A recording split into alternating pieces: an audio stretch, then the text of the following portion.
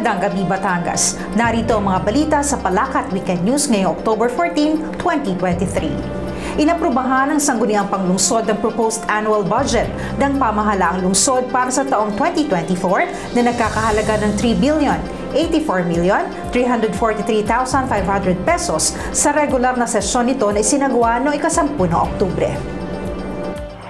May pinakamalaking budget ang City Mayor's Office na halagang 1,185,932,837 pesos na nakalaan para sa personal services, maintenance and other operating expenses, capital outlay at financial expenses. Mayroong 13 divisions sa ilalim ng nasabing tanggapan. Ang ikalawang may pinakamataas na budget ay ang City Health Office na 207,143,950 pesos. Sinundan ng Office of the General Services na 125,919,129 pesos.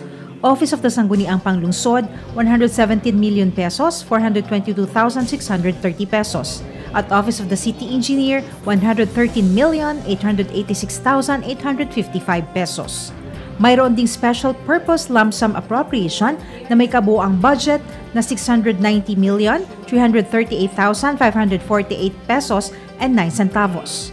Nakapaloob dito ang mga subsidies para sa national government at non-government organizations, people's organizations, aid sa barangay, Boy Scout at Liga ng mga Barangay, loans, interest payable, gender development program, LDRRMF at 20% development fund. Ang 2024 budget ay nakalaan para sa pagsasakatuparan ng 8-point agenda ng lungsod. Ito ay ang good governance, enhanced social security and stability, expanded economic opportunities and productivity, integrated housing program, infrastructure development acceleration, enhanced climate change adaptation and mitigation and disaster risk management, enhanced environmental management and protection at e-governance city. Tinalakay din sa nabanggit na sesyon ng usapin hinggil sa vacant positions sa gobyerno, labor code, mga incentives na maaaring ibigay sa mga job order employees at ang garbage collection. Bukod sa mga department heads, tumalo rin sa sesyon ng mga miyembro ng Local Finance Committee na sina City Planning and Development Officer Hilda Godoy, City Budget Officer Manolo Perlada, OIC City Treasurer Arminda Madayag at City Accountant Cheryl Bool.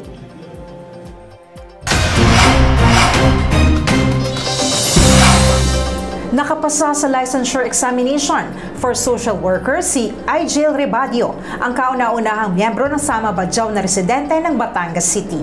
Ang detalye ng ulat na ito mula kay Liza Perez de los Reyes.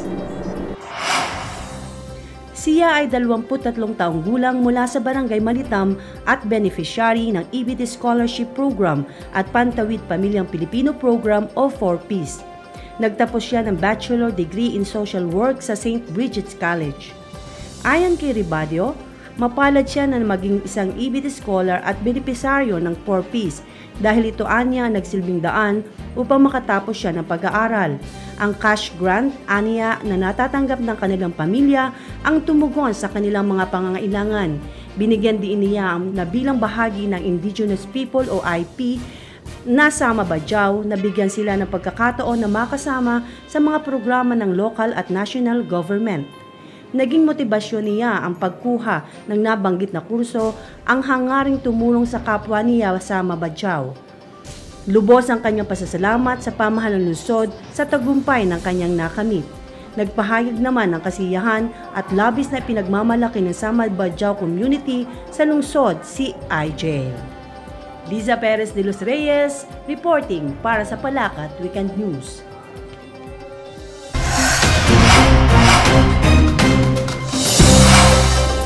Sumailalim sa 2 araw na seminar ang 80 child development workers sa lungsod hinggil sa Capability Development for Children and Youth Program noong September 27 to 28.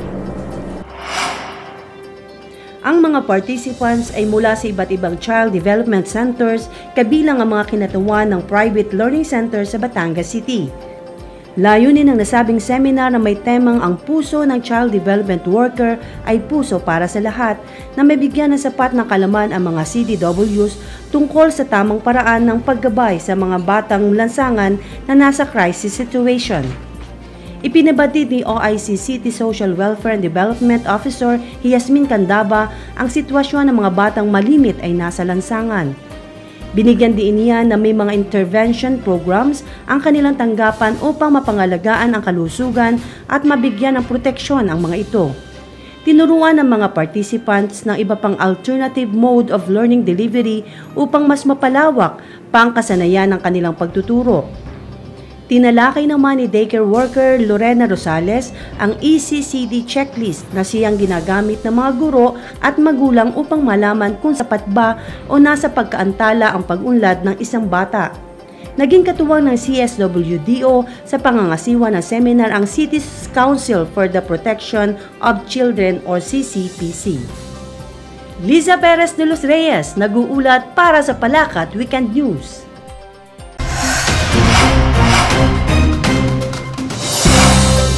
Bumisita sa lungsod ang mga kinatawan ng National Advisory Council, National Technical Working Group at Regional Advisory Council ng Department of Social Welfare and Development noong October 3. Narito ang report. Ayon kay OIC CSWD Officer Yasmin Candaba, layunin ng nasabing pagbisita na alamin at i-assess ang kalagayan ng mga benepisyaryo ng Pantawid Pamilyang Pilipino Program or 4P sa Batangas City bilang pagtugon sa direktiba ni DSWD Secretary Rex Gatchalian. Magugunita na ang 4P sa isang hakbang ng national government upang mapabuti ang kalagayan ng mga higit na nangangailangan sa pamamagitan ng pagbibigay ng kondisyonal na tulong pinansyal. Malugod silang tinanggap ni City Administrator Januario Godoy kasama ang mga miyembro ng Local Advisory Council ng 4Ps program. Pinuntahan nila ang Badjao community sa Barangay Malitam kung saan nakapanayam nila ang mga community leader at ilang 4Ps members dito. Nagkaroon din ng one-on-one interview kung saan ibinahagi ng mga benepisyaryo ang mga naging pagbabago sa kanilang buhay mula ng mapabilang sa naturang programa. Nagtungo din ng grupo sa Barangay Balagtas upang alamin kung nakakasunod sa mga pamantayan ng programa ang mga beneficiaries dito.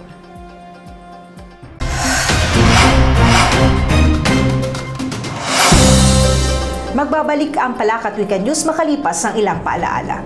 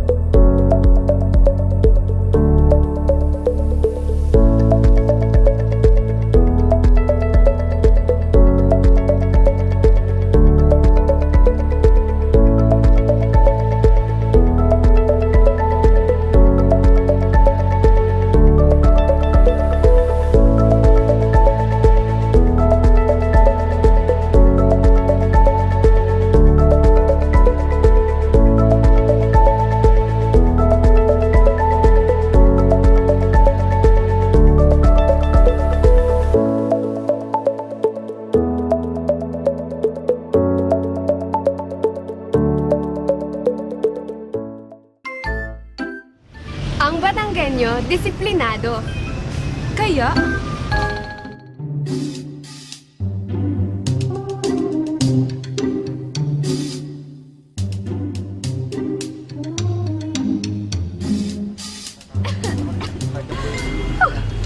hoy mga kuya, bawal manigarilyo sa public places gaya nitong plaza, kalye at ibang public buildings. Bukod sa inyo, pwede rin pong magkasakit ang makakalanghap nito. At alam niyo po ba na mahigpit na pinagbabawal ang paninigarilyo sa mga gantong lugar? Kapag nahuli kayo, may multa na, may parusa pa. Hoy! Gare! Doon sa tamang tapunan!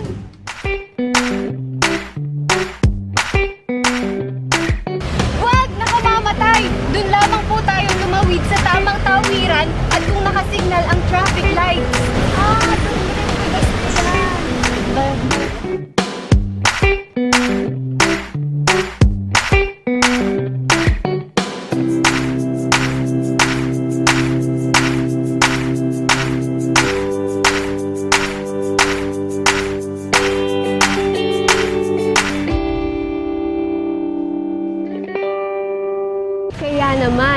Dapat ang bawat mamamayan ay huwaran ng lungsod.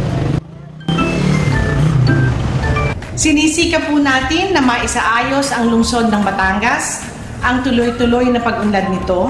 Ang tanging hiling po namin ay palakihin ninyo ang inyong mga anak na may mabuting asal at disiplina. May malasakit sa kapwa at pagmamahal sa bayan. Patunayan po natin na eto Batanggenyo disiplinado. Kaya natin to dahil magkatuwang tayo.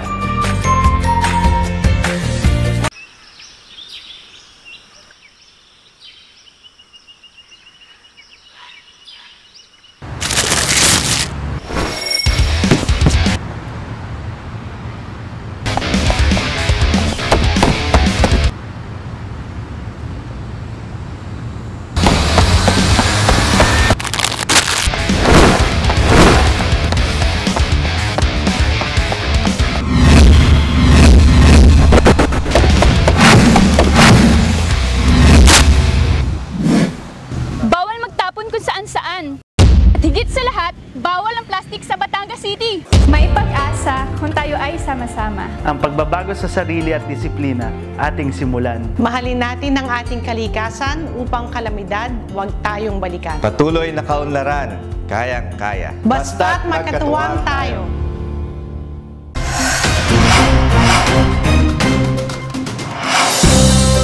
Upang higit na maitaas ang antas ng kamalayan hinggil sa mental health sa mga kabataan sa lungsod, nagsagawa ng mental health orientation ang City Health Office sa Libho National High School noong October 10. Ayon kay Medical Officer Dr. Jose Gregorio Valenton, hangad nila na maipabatid sa mga participants ang kahalagahan ng mental health. Ito ay tumutukoy sa estado o kalagayan ng utak at pag-iisip kung saan kasama rito ang emotional, psychological at social well-being ng isang individual. Karaniwan aniya sa nakakaranas nito ay nagkakaroon ng depression, anxiety at gumagawa ng self-harm o suicide. Kung kaya't makakatulong ang nasabing gawain na maliwanagan sila sa kanilang pinagdadaanan at maiwasan at maagapan ang suliraning ukol dito. Nagsilbing resource speaker ang psychiatrist na si Dr. Pauline Alday ng BAT-MC na nagbigay ng lecture on mental health awareness among teens at coping mechanisms. Nagkaroon din ng open forum kung saan nabigyan ng pagkakataon ng mga piling grade 8 to 10 students ng naturang paaralan na makapagtanong at makapagbahagi ng kanilang mga karanasan. Hinikayat ni Dr. Valenton ang sino man nakakaranas ng mental health problems na humingi ng tulong sa barangay health centers o sa kanilang tanggapan. Ang nasabing gawain ay bilang paggunita din sa World Mental Health Day.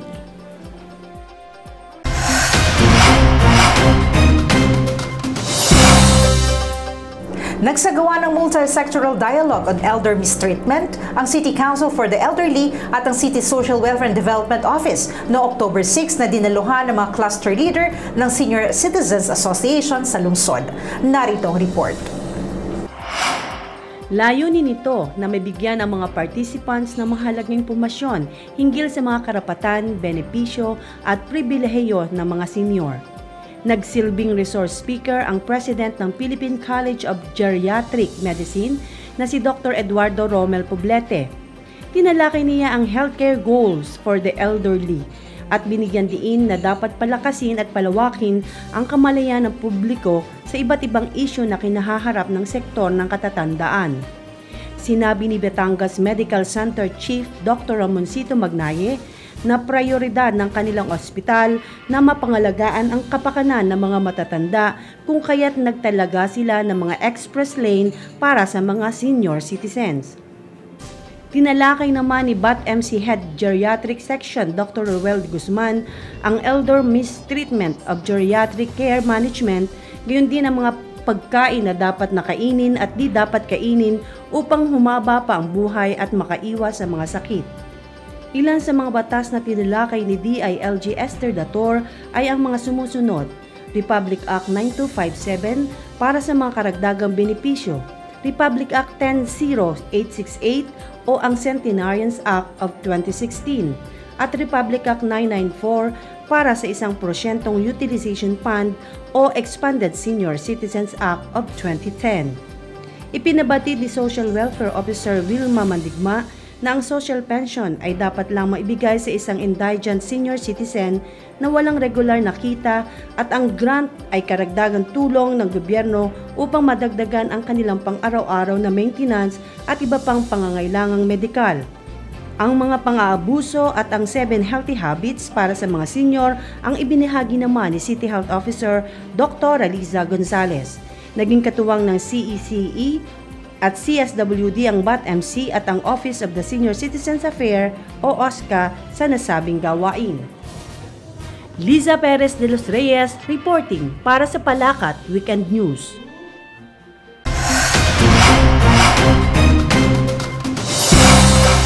Pinangunahan ni Mayor Beverly D. Macuja ang Bokashi Ball Throwing na isinagawa sa Kalumpang River noong October 12. Ang Bokashi Ball ay isang bioremediation technology mula sa Japan. Ayon sa Department of Environment and Natural Resources o DENR, ang mga ito ay mula sa mga organic materials na nakakatulong sa pagpapabuti ng kalidad ng tubig sa mga ilog, lawa at kanal. Ang bawat bola ay may effective microorganisms na makakatulong sa pagbubulok ng mga nakakalasong kemikal at siyang kumakain ng masamang bakterya sa tubig. Nakakatulong din ito sa pagpigil ng pagkakaroon ng mga algae at sludge at nagpapabango ng tubig. Sa pamamagitan ng nabanggit na gawain, hangad ng city government na mapalaganap ang kamalayan sa pangangalaga sa Ilog Kalumpang. Kaugnay nito, hinikayat ni Mayor D. Macuja ang pagkakaroon ng disiplina upang mapanatili ang kalinisan ng nabanggit na ilog. Hiniling din ni City Environment Officer Oliver Gonzalez ang suporta ng mga kalapitbayan ng Batangas City sa inisyatibong ito upang maitaas ang klasifikasyon ng Kalumpang River mula Class D patungo sa Class B. Nanawagan siya sa lahat na iwasan ang pagtatapon ng basura at dumi ng hayop sa paligid dahil ang mga ito ay nakakarating sa Ilog Kalumpang. Ang paghahagis ng 100,000 Bokashi Balls ay isinagawa sa Kalumpang Bridge, Bridge of Progress at Bridge of Promise. Nakiisa sa naturang makabuluhang gawain sina Vice Mayor Eliza Cruz, mga miyembro ng Sangguniang Panglungsod, department heads at mga kawani ng lokal na pamahalaan. Dumalo din dito ang mga environment management specialists ng DNR na si Brian Carlo Tejada, John Arwin Kit Asia, John Michael Parilla at Rene Randon. Ang naturang gawain ay pinangasiwaan ng City Environment Office.